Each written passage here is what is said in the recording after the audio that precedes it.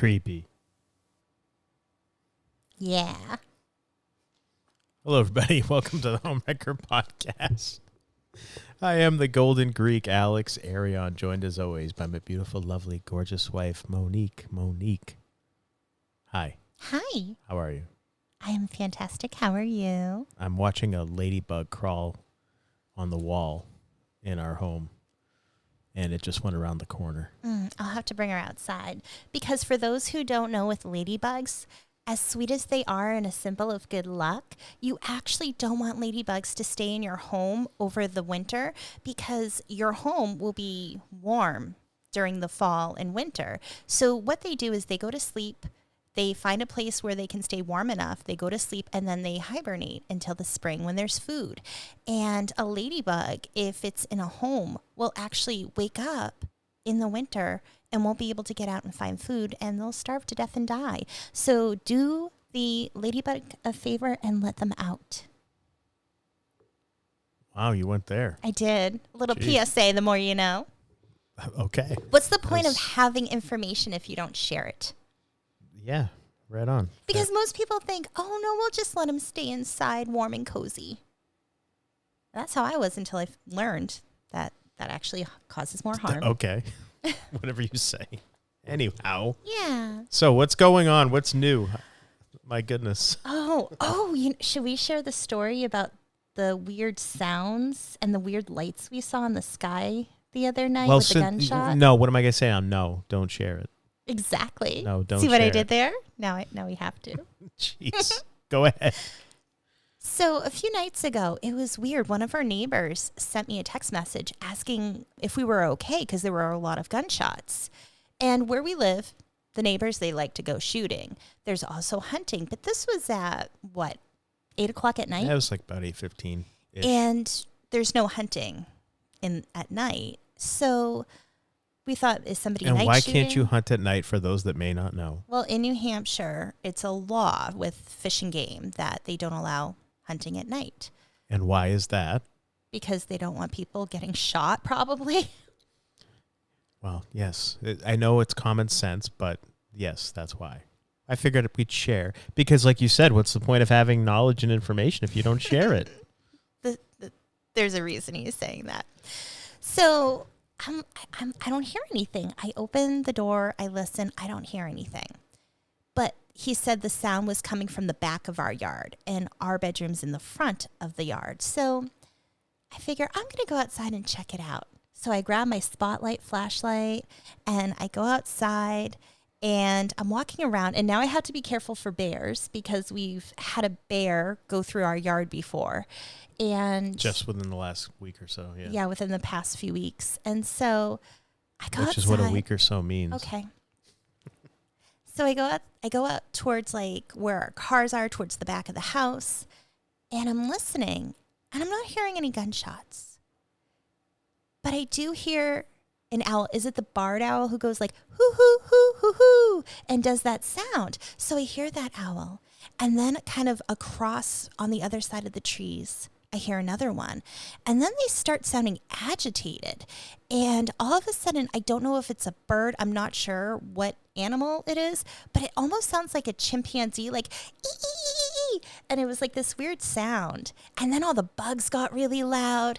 And I thought, I need to record this. So I get out my phone and I hit record, and it's going crazy. All these animal sounds going nuts. And then it stops.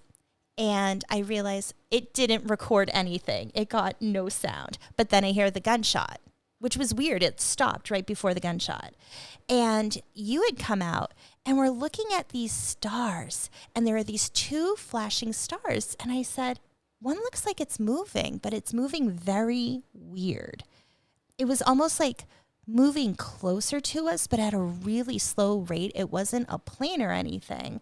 And then the other star was more in the background, and they're both like flickering, sort of like how stars twinkle. But then it like disappeared. It went away. It was just very bizarre. It was probably a satellite. It was probably something Probably like what we saw. that. But it just looks weird at night. there's something. If you don't know what you're looking at. No, but there's something so fun for me about it's dark out, it's autumn, we're getting close to Halloween, and being outside in nature and all the sounds and the weird things we see and hear up here. I just really enjoy it. It's definitely an adventure. It is. You never know what you're going to see or hear when you go outside here. It's interesting. Yeah. Yes. How about you? What's going on with you? Not too much. No? No. I have my hand hurts and my finger hurts.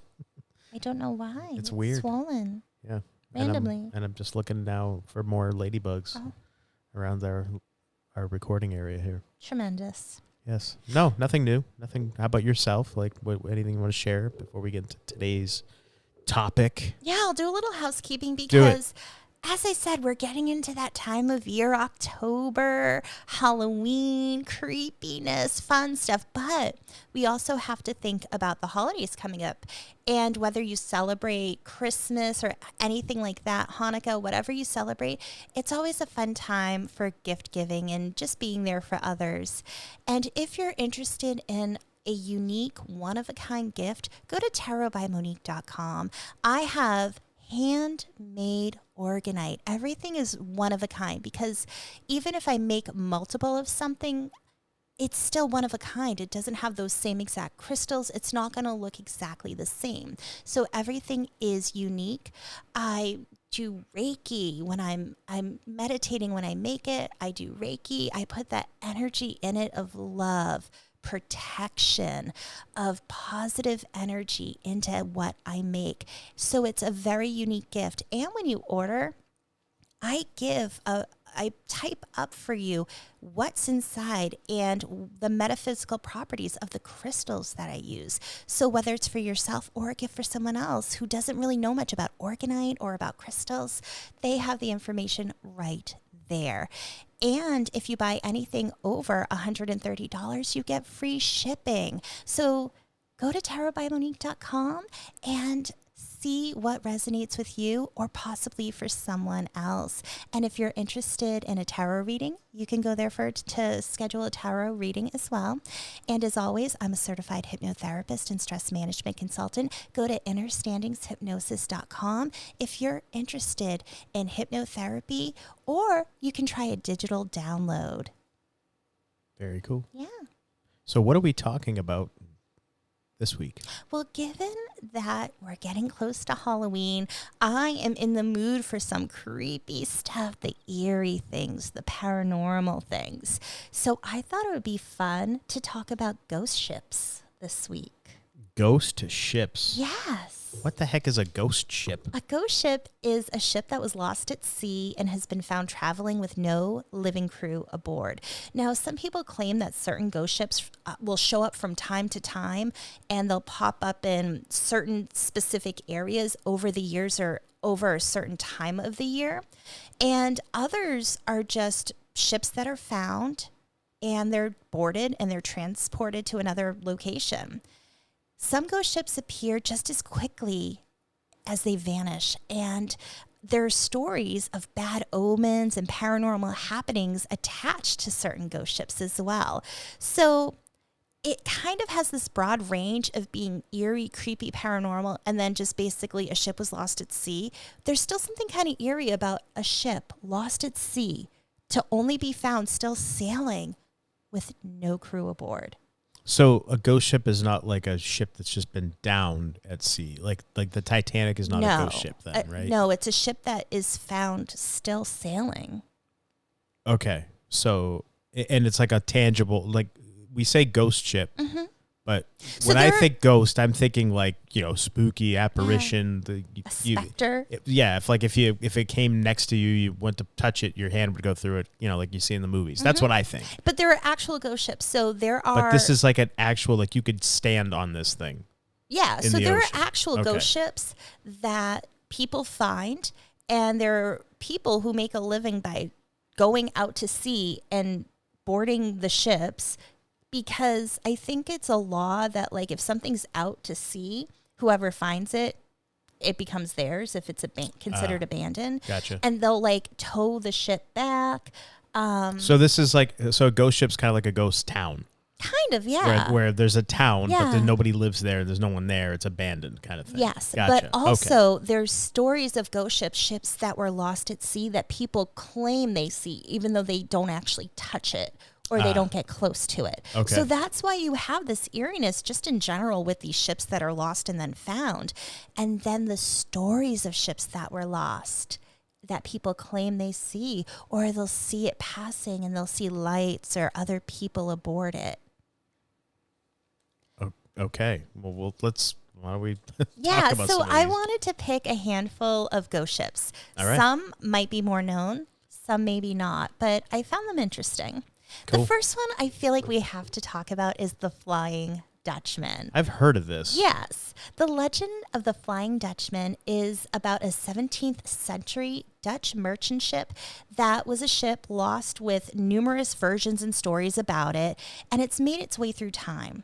In maritime folklore, the ghost ship has left a maximum impact like no other by inspiring numerous paintings, films, books, operas, and more. The Pirates of the Caribbean, where most people know it from, Dead Man's Chest, features the story about the Flying Dutchman, and it's one of the most popular movies based on this legend. So that's probably where I heard of it. Yes. Okay. So if you've heard of the Flying Dutchman, it could be because of the Pirates of the Caribbean movie. Now, according to marineinsight.com, the Flying Dutchman was part of the Dutch East India Company's fleet of ships sailing between the Netherlands and the East Indies, carrying silks, spices, dyes, and other exotic items from Asia to Europe. The ship was caught in a storm while returning to Amsterdam. According to some, the captain was one Hendrik Vanderdecken, whose deep contemplation about the plight of his seamen and resultant oblivion to the approaching storm on the coast of the Cape led to the ship being destroyed. Captain Vanderdecken was working for the Dutch East India Company during the early 17th century and was one of two men thought to have captained the Flying Dutchman. During one of his voyages to Amsterdam, Captain Vanderdecken thought of establishing a settlement near the Cape of Good Hope in South Africa as a respite from the rough waters. As the vessel started to round the Cape, a terrible storm hit, putting the ship in danger of capsizing. Though sailors argued Captain to turn around, he ordered his crew to go ahead. The anecdote also iterated the captain's utterance to bring the vessel around the Cape, even if it meant to sail until doomsday. According to the mythology, this angered the gods, who punished his soul by trapping him in the ship for eternity. In other versions, the devil overheard him and condemned him to sail his boat forever. However, the devil gave him a way out to redeem himself through the love of a faithful woman. Hence, every 7 years, the captain is allowed to come to land to search for his one true love and find salvation through her. Another story suggested a fight between the captain and the rebel group over the captain's decision, which eventually ended in murder of the rebel leader. As the rebel leader's body hit the water, the vessel spoke to the captain about his decision to press on, and the captain replied that he would be attempting to reach his destination till the day of judgment. The incident led to the fate of the Flying Dutchman to sail the oceans for eternity with a ghostly crew of dead men. In alternate folklore relation, the captain of the vessel is said to be one whose onboard activities were satanic and whose pride, when encountered a storm in the Cape, led to the ship being mercilessly tossed into the eye instead of turning back. According to the folklore rendition, the vessel was cursed to sail the oceans without ever making a port or harbor. As the news about the sighting of the Flying Dutchman started spreading, there were efforts to understand what was happening. While many preferred believing the ghost stories, some went after scientific explanations for such incidences. The most acclaimed logical explanation for these sightings is a superior mirage, which is also called the fata Morgana. According to scientists, this is a natural optical phenomenon that occurs after moisture and atmospheric conditions combined with light result in a displaced image of distant objects. And it also tricks our eyes into seeing things that don't exist there. This phenomenon can be seen at sea, on land, or even in deserts, where it can involve almost any distant object. This illusion at sea sometimes makes a ship that is beyond the point of limits beyond the naked eye that reflect on the water, making us see a boat floating above the sea. Despite these logical explanations, many still believe in the existence of such a ghost ship. However, in contemporary times, more than ghost ships, the threat of pirate vessels loom on a massive scale. And while the specter of the Dutchman cannot be overruled, skippers and the crew would be warier of pirate vessels taking advantage of the situation under the guise of a centuries-old ghost vessel rather than sighting an actual ghost ship itself. So the captain comes aboard. He's able to come to land every 7 years? That's one of the Has there been sightings of him stories. on land? I don't know. I feel like with the Flying Dutchman, so many different stories and versions, and this happens a lot with types of folklore and mythos.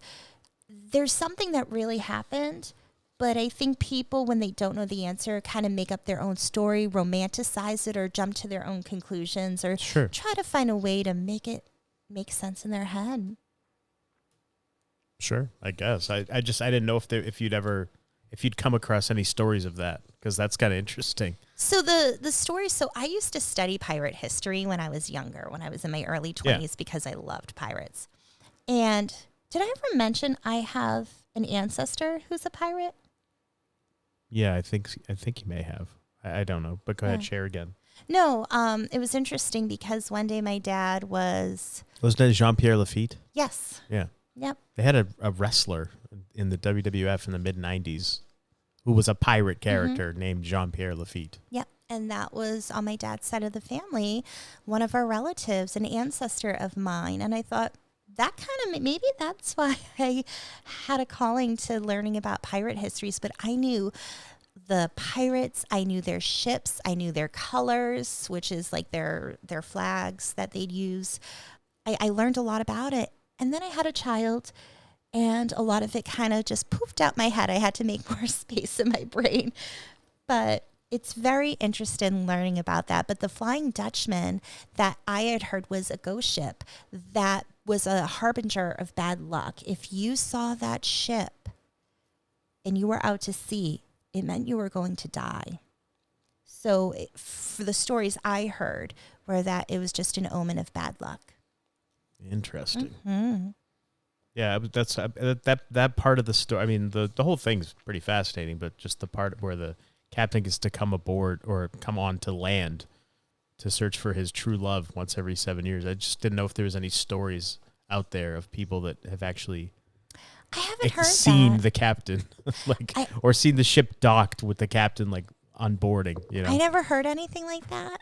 The most I heard when I studied pirate histories was it was just an omen of bad luck that if you saw the Flying Dutchman, you saw this ghost ship, it meant that you guys were going to die. So that's it. And again, when you think of it, if you're out at sea and there was a ship that was lost and now you see it, you probably think, especially back then, we're going into the underworld, and that's why we're seeing it. We've crossed the veil. We're in uncharted waters. This ship got lost, and now we're lost. Yeah. Damn it. Yeah, it makes sense. The next ghost ship is the Palatine. According to the legend in the New England Historical Society, every winter, Block Islanders can spot the ghosts of the flaming ship Palatine. The tale comes from the true story of a British vessel that ran aground on December 26, 1738, and from the bad reputation Block Islanders earned for looting wrecked ships. Sailors shook their heads when they spoke of Block Island, where wreckers lured ships ashore, killed their crews, and divided the spoils. "I would rather be wrecked anywhere than upon Block Island" became a common and significant saying in the forecastle or the midnight watch when the dark mass of the island heaved in sight, wrote Samuel Adams Drake in 1883. The Palatine was actually named Countess Augusta. It carried 240 immigrants from the Palatine region of southwest Germany. The ship sailed from Rotterdam in August 1738 under Captain George Long and a 14-man crew. It headed for Philadelphia and Virginia. The voyagers had terrible luck. The ship carried contaminated water, and passengers and crew died of disease even as stormy seas pushed them off course northward. After the captain died, first mate Andrew Brooke took charge. Supplies dwindled, and he charged passengers for food rations. Brooke tried to steer the ship between Block Island and Long Island Sound, but a blinding snowstorm drove it aground on the northern tip of Block Island at Sandy Point, though there are several versions as to what happened next. One version came from depositions taken from the surviving crew and discovered in 1925. According to the crew, Brooke rowed them ashore, leaving the passengers behind.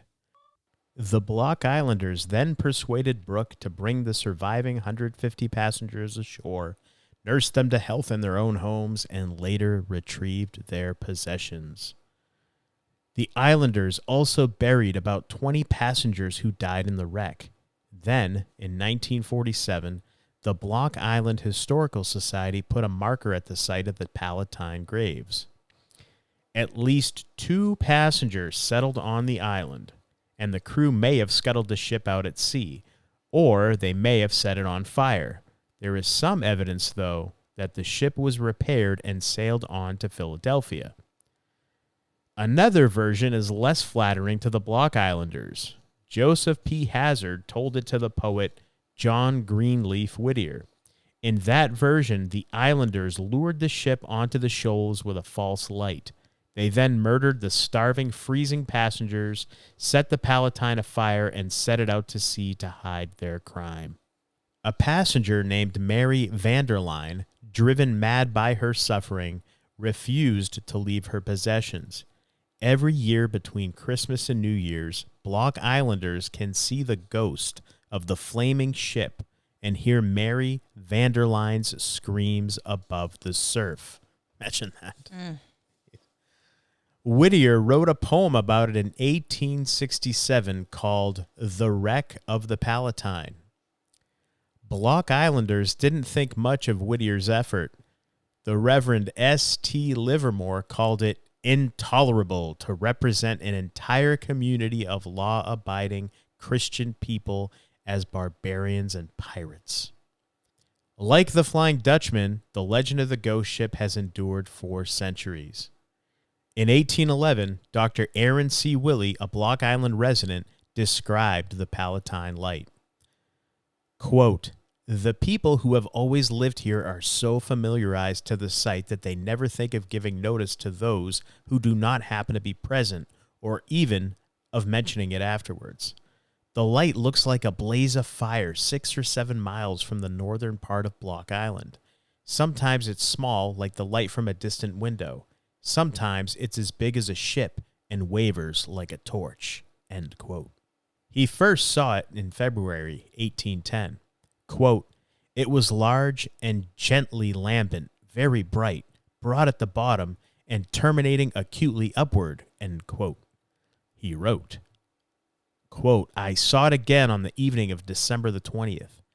It was then small, and I supposed it to be a light on board of some vessel, but I was soon undeceived.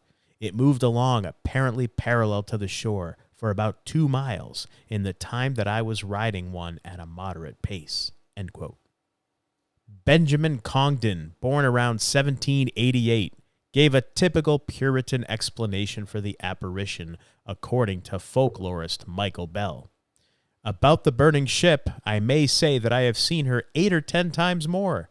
In those early days, nobody doubted her being sent by an almighty power to punish those wicked men who murdered her passengers and crew. The names of 15 passengers aboard the doomed ship came to light in 2017 when Jill Farinelli published The Palatine Wreck, the legend of the New England ghost ship. Farinelli came across a letter that led to the discovery of 14 passengers. They included 32-year-old Sebastian Dieter, his wife Katerina, and their 3 children, all under 5. Dieter, a weaver and a farmer, hoped for a better future for his children than they could expect in the town of Schwagheim. The medieval market town had little land and too many tradesmen. Taxes were high, military service compulsory, and forced labor common. 2 other young families with small children were also on the voyage. Of the 14, only 1 would arrive safely in America. Farinelli discovered another passenger while looking into smuggling aboard the ship. Conrad Gare agreed to carry rifles to a Philadelphia merchant named Caspar Wistar. He intended to sneak them past customs officials to avoid paying stiff import duties. 2 passengers in particular remained a mystery. Called Short Kate and Long Kate, they chose to stay on Block Island. Island historians say one, who believed in the supernatural, behaved bizarrely and cast spells that bring back the ghost ship. Interesting. So again, another ship where there's different versions of what might have actually happened. And obviously back then we didn't have the news, the media, the social media, the way we could document stuff happening all over. But it's very interesting, especially that last part that they're basically blaming a woman, calling her a witch essentially, saying she's the reason the ghosts come back. Always comes back to a woman, gotta be a witch. Dag nabbit. Yeah, very, very interesting story there. And kind of, well, not really close to home, but it's a New England kind of thing, I suppose. So, yeah. Why don't we talk about the ghost ship of Salem next? All right. So keeping it in New England. So continuing with the New England Historical Society's articles on ghost ships, they say that Reverend Cotton Mather was nothing if not a prolific storyteller and historian, as well as a supporter of the Salem witch trials. His writings, more than 400 books and pamphlets, informed many people living back in England about America. In his Magnalia Christi Americana, he told of the ways God was at work in America. John Greenleaf Whittier drew on the work for his poem about the ghost ship of Salem. The setting was the main wharf in early Salem, Mass, sometime before 1675. At that time, colonists returned to England to visit family, to tend to their estates, or fight the English Civil War. But no sea voyage was without risks, and Mather's story captures 4 of the colonists' overriding concerns: fear of ocean travel, suspicion of strangers, grappling with the harsh nature and supernatural occurrences. In this story, a strange young couple arrives in Salem to make passage on the vessel Noah's Dove. The people of the town are leery to the strangers. Some take their presence as a bad sign. But the ship is headed to England, and on the day of its departure, the passengers, eager for a taste of England, are bent on leaving. The wharf is crowded with passengers getting on the ship and those seeing them off. As the boarding continues, a raven flies overhead and lands on one of the hands of the town clock, pushing it forward 10 minutes. The sight makes the crowd even more uneasy. As the ship's crew casts off lines in preparation to sail, fights break out among some of the departing passengers, and their wary friends and family staying behind are trying to discourage them from leaving. Into the scene, the 2 strangers arrive, husband and wife. She cries as they board. No sooner have they set foot on the boat than a breeze kicks up and carries the ship out to sea. Within hours, the breeze has turned into an all-out storm. Hail, thunder, lightning, and strong winds all lash the sea for 3 solid days. The Noah's Dove has surely perished, the townspeople say. On the 4th day, the sun comes out and the townspeople go to the harbor. In the distance, they see a sailing vessel.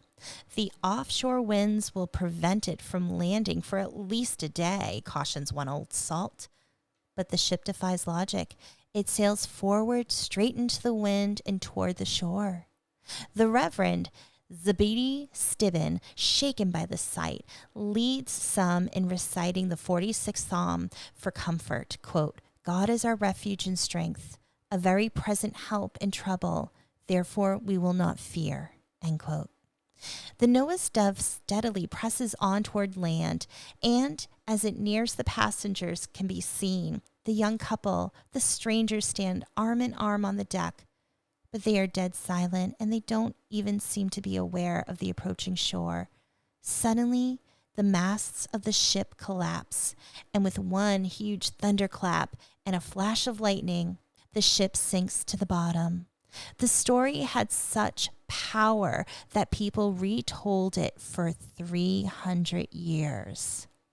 So it's really weird with this story because the ship goes out to sea. There are these odd omens, and they think everyone's dead. The ship must have crashed. It didn't make it. Only for after the storm to pass after a few days to see the ship still in sight. Like, I would think it would have gone off to sea. But it's like it just got stuck in a storm and hung around that same area and then came back to them, only for them to witness it crash. And that weird couple, the odd one that they didn't really know, it's like they were just there and they didn't see the ship heading towards shore to crash. They didn't notice anything. They didn't panic. So it gives that eerie feeling like maybe they were already dead. Yeah, it's very... Maybe, it's bizarre. yeah. And then the way how it, like, one thunderclap and a flash of lightning, the ship sinks to the bottom. Like, so it got struck by lightning and then it just went down? I don't know. Or maybe that's how quick it sunk. That's, yeah, okay. I mean, hey, it's a story, right? Yeah. It's a story. It is. Let's talk about the Octavius next. The Octavius became more than just a legend in 1775 when a whaling ship named the Herald found it aimlessly drifting off the coast of Greenland with all of its crew frozen dead by the Arctic cold. To add to the spooky environment, the ship's captain was found sitting at his desk with a logbook in front of him and finishing a log entry from 1762. This could mean that the Octavius had been floating for 13 years and completed its passage to the Atlantic while returning to England from the Orient via the Northwest Passage as a ghost ship. According to the archaeologist.com, the story opens in 1761 with the Octavius docked in the port of London to take on a cargo destined for China. This majestic sailing ship left port with a full crew, the skipper, and his wife and son. They arrived safely in China and unloaded their cargo. They headed back to sea once she was loaded with goods destined for British shores, but as the weather was unusually warm, the captain decided to sail home via the Northwest Passage, a voyage that at the time had not been accomplished. This was the last that anyone heard of the vessel, her crew, or her cargo. The Octavius was declared lost. On October 11th, 1775, the whaling ship Herald was working the frigid waters off Greenland when it spotted a sailing ship. On nearing the ship, the crew saw that the ship was weather-beaten, the sails were tattered and torn, and hanging limply on the masts. The captain of the Herald ordered a boarding party to search the vessel, which they had determined was the Octavius. The boarding party arrived on deck to find it deserted. They broke open the ship's hatch and scrambled down the ladder into the semi-darkness below, where a terrifying sight met their eyes.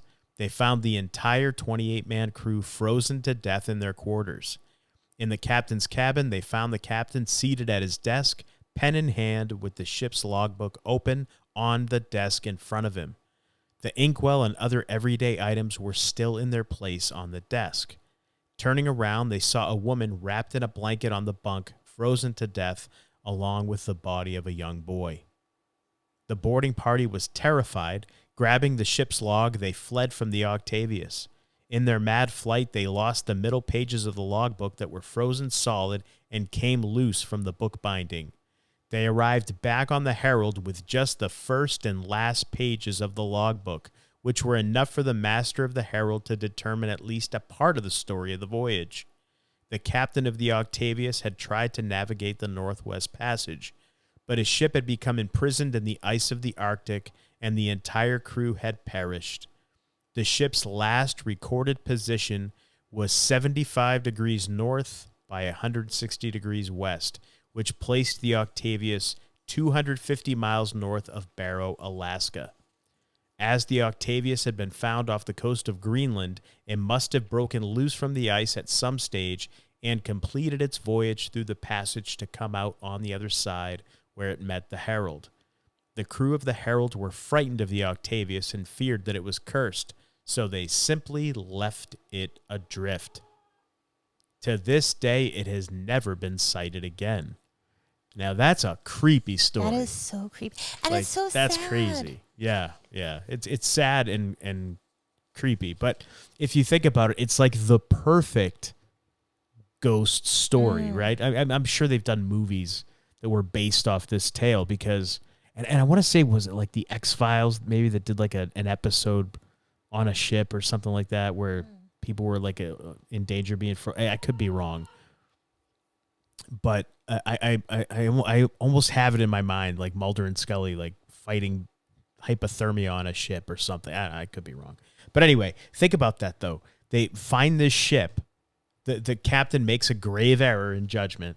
They find the ship, however many years later, decades later. Possibly 13 years. Yeah. So over a decade later, they find this ship, and everybody is on board frozen. Mm-hmm. The captain is at his desk. He froze dead while he's sitting there writing in his logbook. In hand. Like, how creepy is that? Very.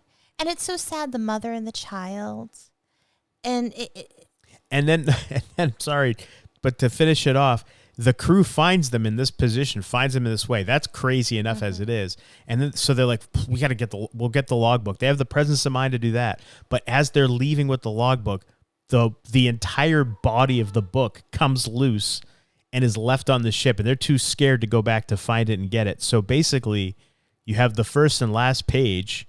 So yeah, you could kind of put together the beginning and the end, but you missed all the middle parts. So now that's open to just your imagination. And if it's never been sighted again, did it sink? What happened to it? I would think it must have sunk, but maybe not. Who knows? Is it still sailing? Is it still out there somewhere? Is it up in the North Arctic just sailing around where nobody goes, so it's not seen? It could make sense if it took 13 years. It got stuck in the ice. It could have been there for like over a decade, just stuck. Sure. And then the ice, because weather changes, ice melts, it breaks, everything, it gets loose. But the fact that it somehow sailed itself without crashing anywhere. And that's the thing with these ghost ships, that they haven't crashed. Yeah, it's incredible. Like the Titanic hit an iceberg and sank, right? Mm-hmm. This huge, but this thing went for 13 years without hitting anything. It just sailed completely unmanned. It's very interesting. Very interesting. But yeah, what a creepy story. Yes. All right, the next ship we want to talk about is the SS Orang Medan. In 1947, while passing through the Strait of Malacca, 2 American ships went off on a rescue mission after receiving a distress call from the Orang Medan.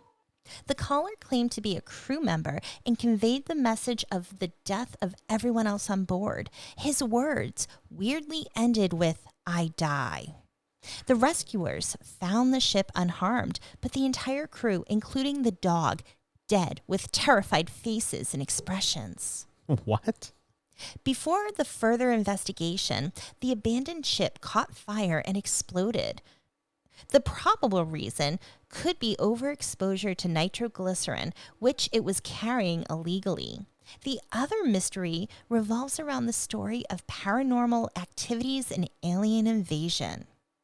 According to USGhostAdventurers.com, the demise of the SS Orang Medan, a Dutch vessel, is said to have occurred in the summertime heat of the 1940s. The precise year remains unknown. Legend tells that the ship was passing through the Strait of Malacca when numerous ships received a chilling distress call in Morse code from the SS Orang Medan. The call stated, quote, "All officers, including captain, dead, lying in chart room and on the bridge. Probably the whole crew dead," end quote. The call was followed by one more frenzied message and one final statement, quoting, "I die." This horrifying message was received by the Silver Star, an American ship that found itself closest to the location of the Medan. The Silver Star's captain agreed to find the ship and offer help to those on board. As the Silver Star approached the SS Orang Medan, the horrific scene awaited them. They boarded the ship, and after receiving an SOS, they thought they would come upon at least one survivor. However, after a short investigation, they realized there were no lives to save. The Silver Star's captain tried to tow the SS Orang Medan to port when a fire broke out on board. An explosion was so intense that it caused the SS Orang Medan to lift from the ocean's surface and then quickly sink, the sea claiming all evidence that could have told the tale of what happened that day. Rescue crews from the Silver Star who boarded the vessel found the ship exactly as described in the SOS message. The entire crew had perished. Their bodies littered the deck.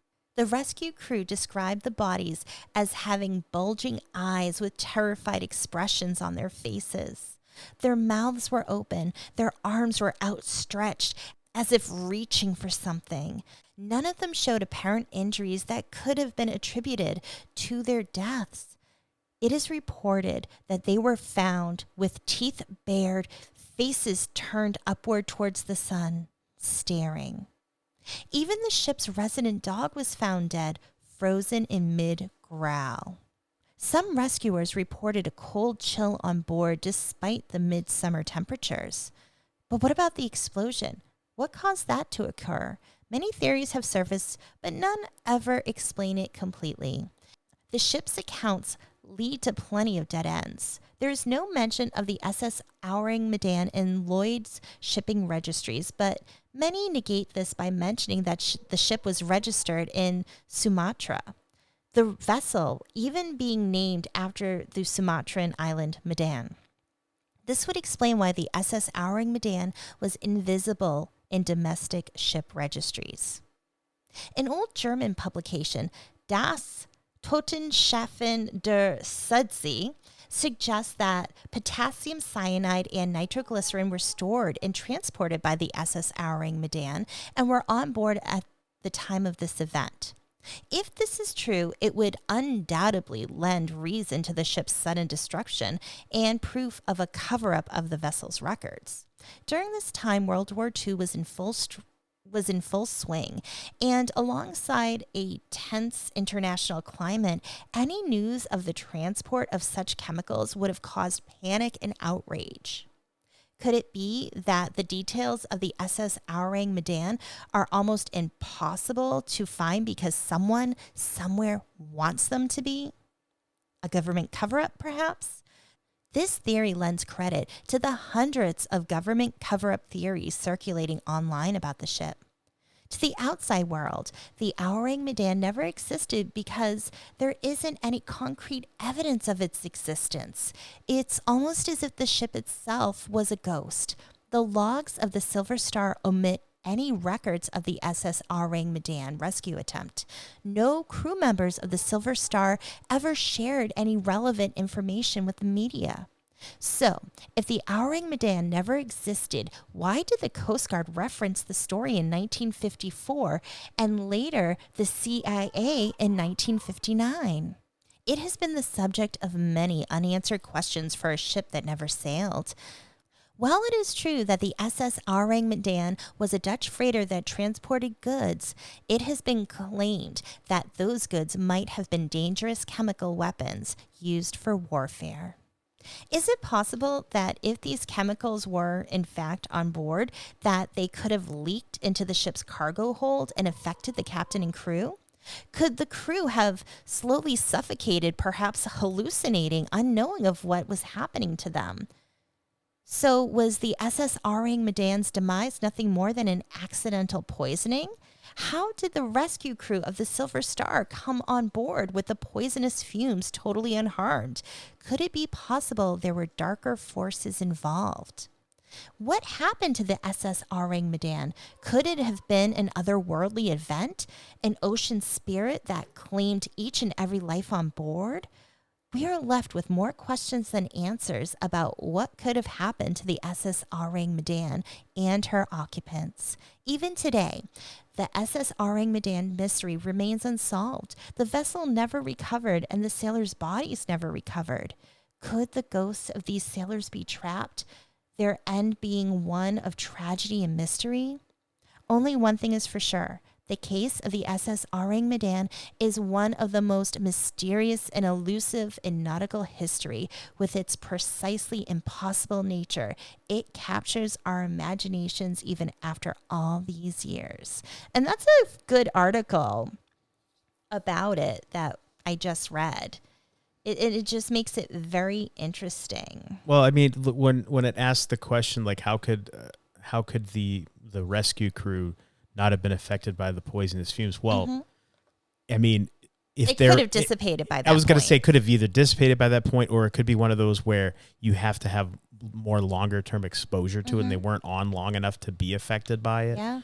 Could have been a number of things, but I think the explosion, it sounds like nitroglycerin would have, I mean, especially if it, like what they're saying, that it lifted up off the water, if it was that powerful an explosion. Yeah, I would think that it would have been something like nitroglycerin or some kind of chemical agent.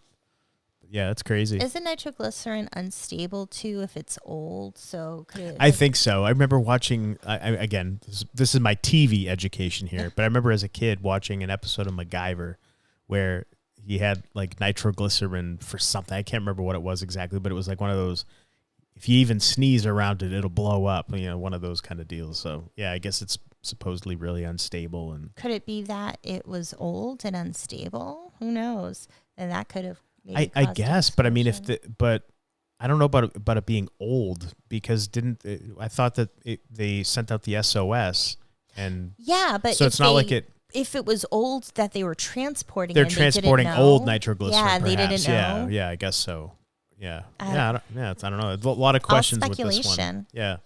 Which again makes for a great story. And right? It's funny how they try to imply like it could be aliens because they're looking up. yeah. Well, that's just it. Like, did they see something? Maybe. I mean, again, the ocean is what 80% of our of the plane of existence we're on, right? And how much of that has been explored? Yeah. Right, well, like none of it. What's weird is the dog was frozen. They say mid growl.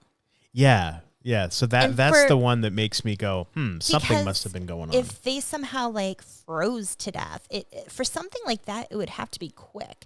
It's not like over time, because usually when you get really cold, you fall asleep. Your body starts, your heartbeat slowing down, everything starts getting slower, and usually most people kind of fall asleep and die from the exposure.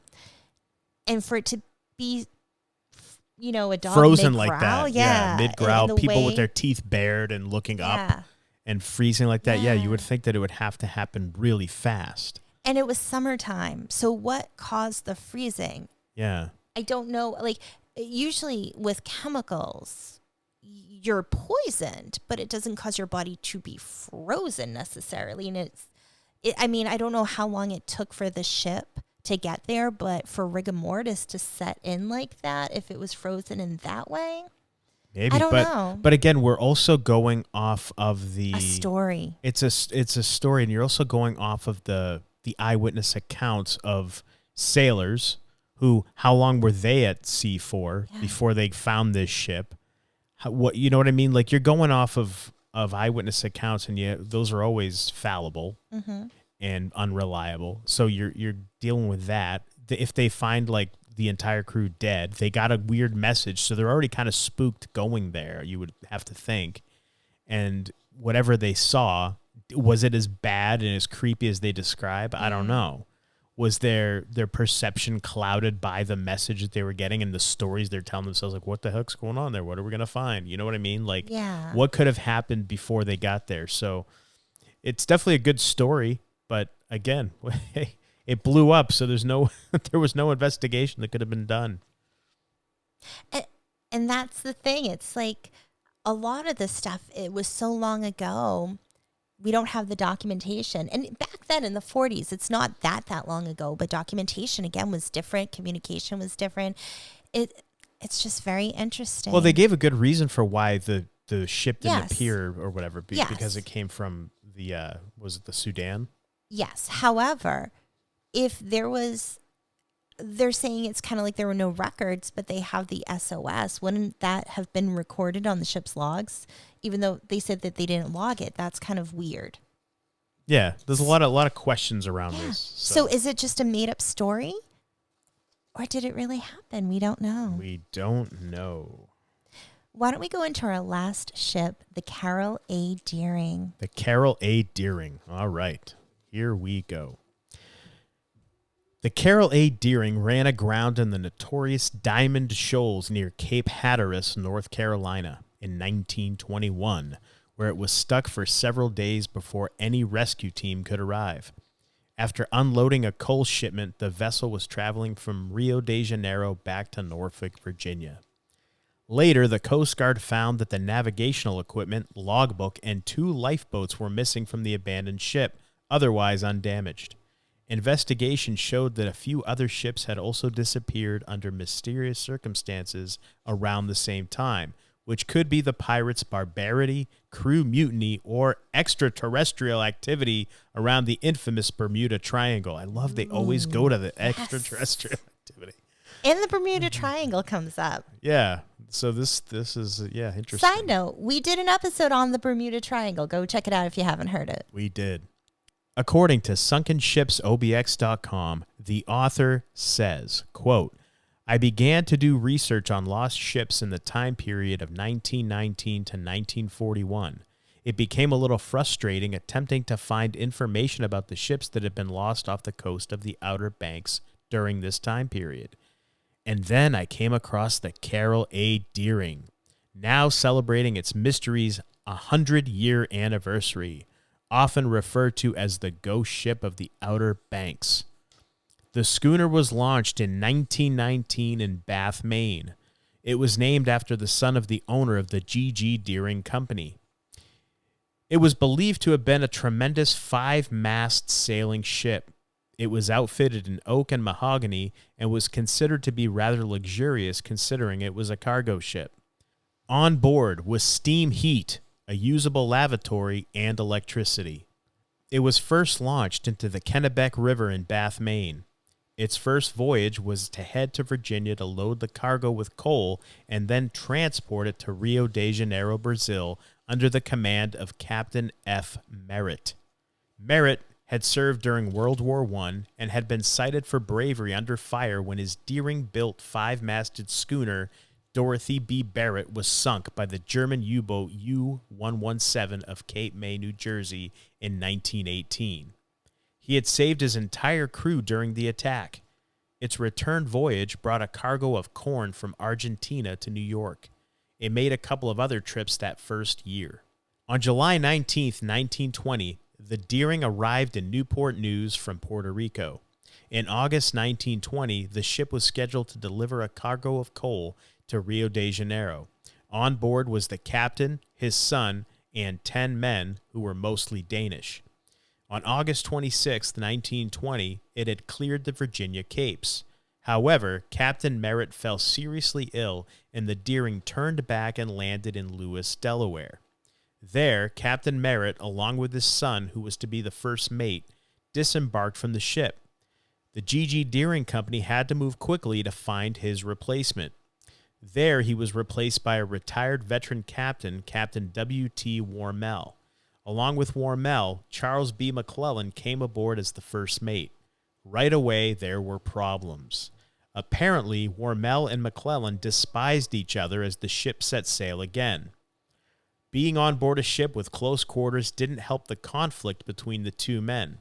When the ship arrived in Rio, while his crew was on shore leave, Wormel met with another captain and old friend, Captain Goodwin, who was captaining another cargo vessel. While talking, Wormel spoke of his crew with disdain. However, he did believe he could trust his engineer, Herbert Bates, whom Goodwin knew. The Deering finally left Rio on December 2nd, 1920, with no cargo aboard. Early in January 1921, as the ship made a stop in Barbados, Wormel commented to another captain, Captain Hugh Norton, that McClellan, quote, is habitually drunk while ashore. He treats the men brutally, totally uncalled for, end quote. Wormel was asked by another captain if he was worried about mutiny. Wormel didn't think all the men would turn against him. However, both captains agreed it wouldn't take a whole crew to start a rebellion. To make matters worse, McClellan yelled at the captain just before arriving in Barbados, quote, I'll kill you before it's over, old man, end quote. The conflict continued in Barbados while getting drunk at the Continental Cafe. McClellan was heard loudly saying, quote, I'll get the captain before we get to Norfolk. I will, end quote. His drunkenness and threats landed him in jail. Thinking that McClellan might have learned his lesson, Wormel bailed him out of jail. Around January 9th, 1921, they continued their voyage back to the United States. It appears as they made their way back, the log entries on the ship's map were filled with Wormel's handwriting. And then things changed. It seems the handwriting was different. It had replaced the writing of Wormel. It continued its voyage up the coast toward North Carolina, heading towards the Cape Lookout Shoals. To add to the mystery, a letter that was circulated among the American consular officers at seaports along the Deering's route stated, quote, on January 29, 1921, the American schooner Carroll A. Deering, sailing at the rate of about 5 miles per hour, passed Cape Lookout Lightship, North Carolina. At the time, a man on board, other than the captain, hailed the lightship and reported that the vessel had lost both anchors and asked to be reported to his owners. Otherwise, the vessel appeared to be in very good condition. End quote. Then, on January 30th, Captain Henry Johnson of the SS Lake Elan, quote, sighted a 5-masted schooner about 2 points on our starboard bow. The wind was southwest moderate, and she had all sails set and steering about north-northeast, making about 7 miles. We passed her about 5:45 p.m., about 1/2 on our port side. We were then about 25 miles southwest true from the Diamond Shoal light vessel. From the description of the Deering, we think that this schooner was her, but we found not read her name. There was nothing irregular to be seen on board this vessel, but she was steering a peculiar course. She appeared to be steering for Cape Hatteras, end quote. The following day, January 31st at 6:30 a.m., surfman C.P. Brady was on lookout duty at the Cape Hatteras Coast Guard Station when he spotted the Deering with all 5 masts set, riding a sandbar on the Diamond Shoals. That early morning, the wind was out of the southwest, the sea was rough, and the tide was strong. 2 lifeboats from 4 stations, Big Kinnikeet, Cape Hatteras, Creed's Hill, and Hatteras Inlet, were sent out to attempt to reach the Deering. They arrived in the area by mid-morning. A report submitted by Keeper C.R. Hooper of Big Kinnikeet Station stated that the Deering was, quote, driven high up on the shoal in a boiling bed of breakers with all sails standing as if she had been abandoned in a hurry, end quote. Another keeper, J.C. Gaskill of Creed's Hill, stated that, quote, she had been stripped of all lifeboats as ladder was hanging overside, end quote. Given the conditions with the breakers around the Deering, the rescue boats could only get as close as a 1/4 mile. From that distance, they couldn't identify the name of the ship.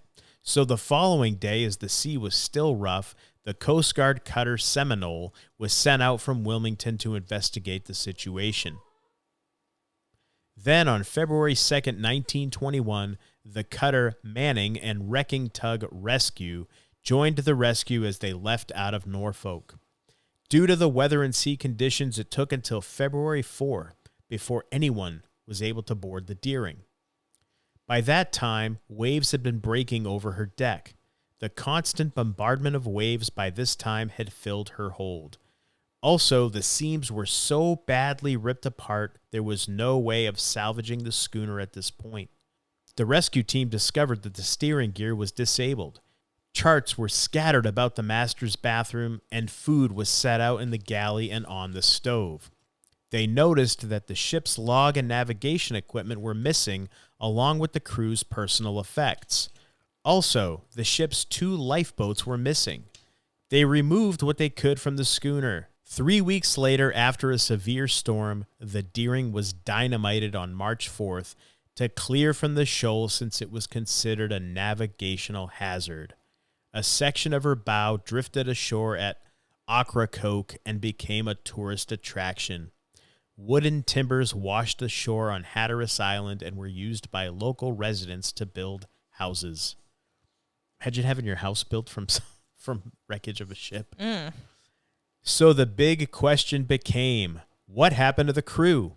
Over the years, there have been numerous theories, but to this day, no one still knows the answers to this question. 5 executive branches of the United States federal government started investigations into what happened to the Deering. The Departments of Commerce, Justice Department, Department of the Treasury, State Department, and the Navy.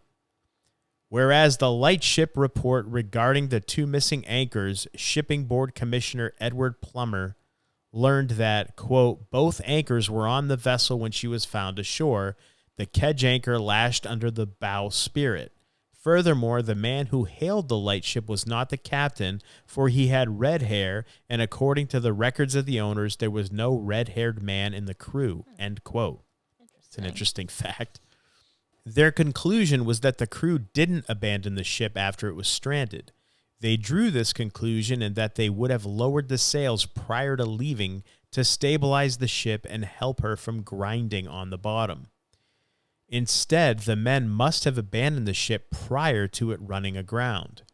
There were other suspicious activities surrounding the missing crew. One event reported in the inquiry came from Cape Lookout flagship.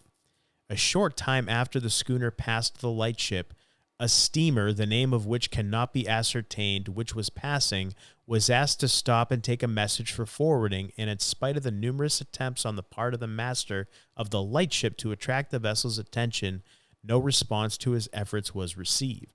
On April 11, 1921, a local fisherman named Christopher Columbus Gray said he had found a bottle floating in the water off Buxton Beach, North Carolina.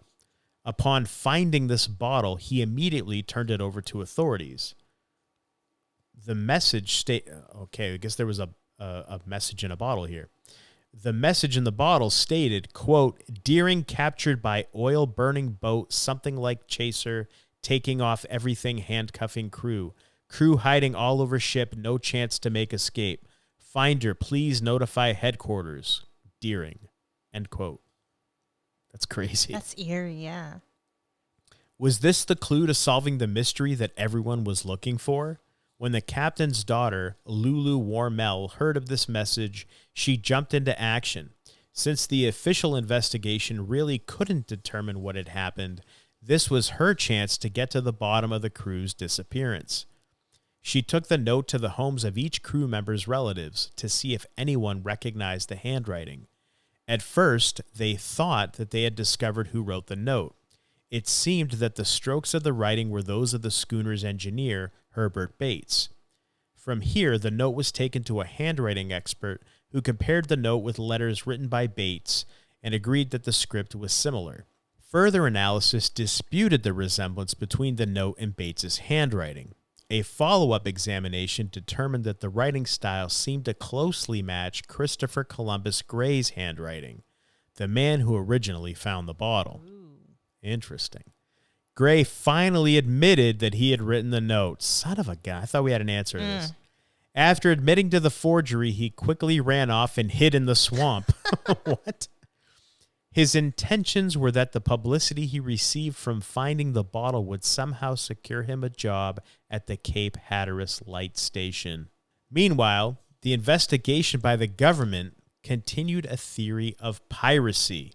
They considered that these weren't any ordinary pirates. Instead, they were Bolsheviks. How did they come up with this theory? Well, up until the time of the Deering's grounding, as many as 20 ships had been lost to the Carolina coast without a trace. What leads to this suspicion? A bottled message that was suspected to have come from the SS Hewitt stated that it had fallen victim to villainous hijackers. The Deering, with its disappearing crew, added to this speculation. Well, why Russian Bolsheviks?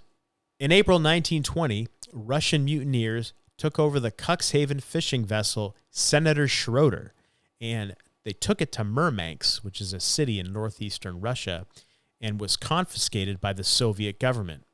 The captain and 2 officers of the ship were released and returned to Germany. A month later, the vessel was taken back by the crew and returned to Cuxhaven. The 2 Russian officers who had taken command of Senator Schroeder the month before were tried and sent to prison. So the investigators took one incident and attempted to apply it to the other missing ships. When asked, Weather Bureau meteorologist F.G. Tingley believed winter storms were more likely the cause than Russians.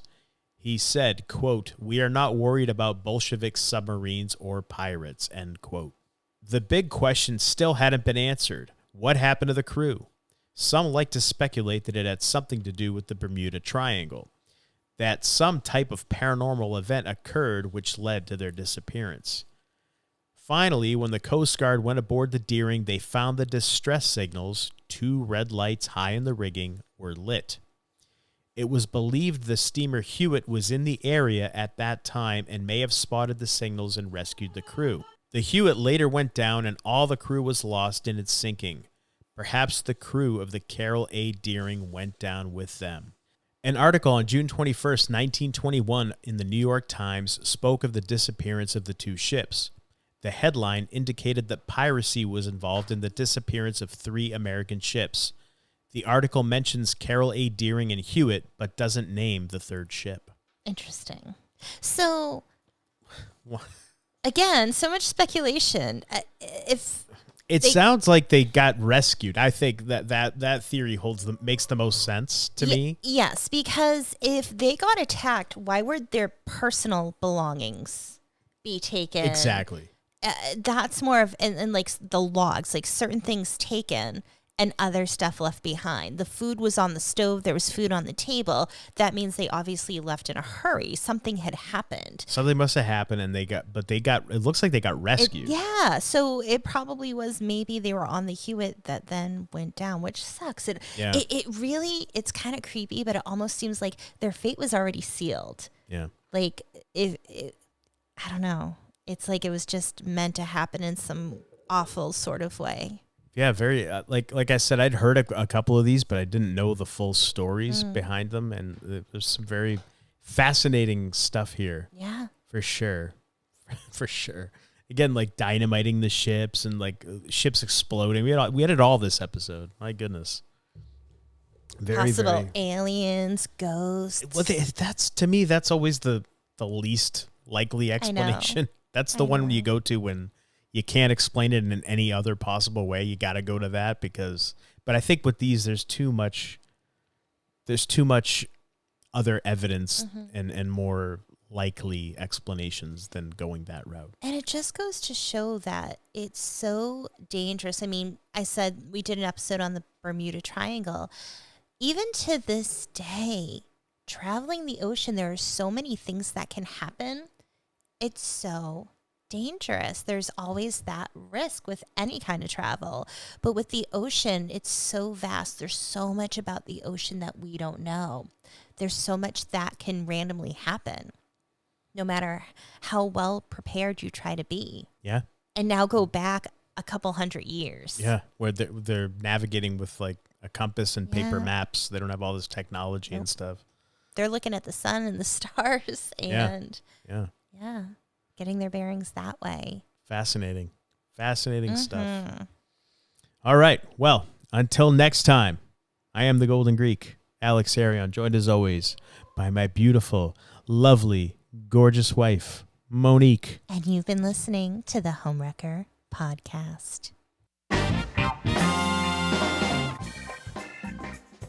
We love hearing from and interacting with our hearers and watchers. Feel free to reach out to us on Twitter At HomewreckerPod.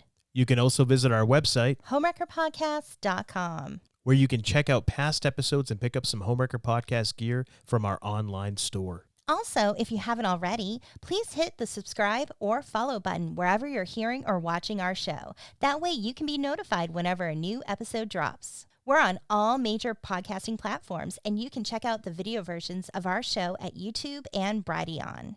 You can also find Monique in a few places online as well. I'm on Twitter @_MoniqueGiselle_. If you're interested in a tarot reading, organite, incense, candles, and other cool things, you can go to my website, tarotbymonique.com. Or if you're interested in hypnotherapy, you can go to innerstandingshypnosis.com to schedule a free 20-minute consult. And follow me on Twitter @MoniquePCHT. And Alex, how can people find you? You can find me on Twitter @TheAlexArion, and you can check out my website, AlexArionFitness.com. And if that's too much to remember, we get it. That's why we put it all in our show notes. Thanks for spending your time with us, and we appreciate all of your support. We do. Thank you. We love you. Many people are unaware just how much hypnotherapy can help them, or think it's only to help lose weight or quit smoking. But there is so much more hypnotherapy can do. It can help with stress, anxiety, insomnia, phobias, performance enhancement, connecting with your spirit guides and higher self. You can even discover past lives and your life between lives. Heal traumas, break habits, find your deepest truth, or just have fun discovering who you really are, all from the comfort of your home. I'm Monique Pliakis. I'm a certified hypnotherapist, and I want to help you. Schedule a free consult by going to www.innerstandingshypnosis.com. That's INNERSTANDINGSHYPNOSIS.com. Inner Standings Hypnosis. Find your power and ignite your inner light.